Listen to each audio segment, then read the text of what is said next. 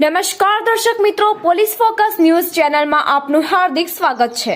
હવે એક નજર આજના મુખ્ય સમાચાર પર। ગઠિયાઓએ રિઝર્વ બેંક સહિત 14 બેંકોમાં 13.56 લાખની બનાવટી અને ચિલ્ડ્રન બેંકની નોટો। અર્થતંત્રને નુકસાન કરવા માટે બનાવટી ચલણી નોટોને બજારમાં ફરતી કરવામાં આવે છે, જેમાં બેંકોમાં પણ બનાવટી ચલણી નોટો જમા કરવામાં આવે છે। અમદાવાદમાં 5 મહિના દરમિયાન 13.56 લાખની કિંમતની બનાવટી ચલણી નોટો જમા કરાવવામાં આવી હોવાની ફરિયાદ એસઓજી દ્વારા નોંધવામાં આવી છે।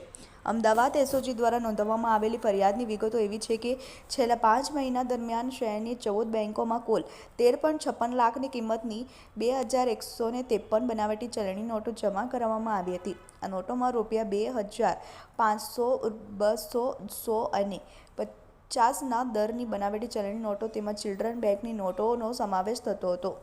મિત્રો, આવા જ અવનવા સમાચાર જાણવા માટે અમારી ચેનલને લાઈક કરો, સબસ્ક્રાઇબ કરો અને બેલ આઇકોન પર પ્રેસ કરો, જેથી અમારી ન્યૂઝની બધી જ અપડેટ આપને મળતી રહે।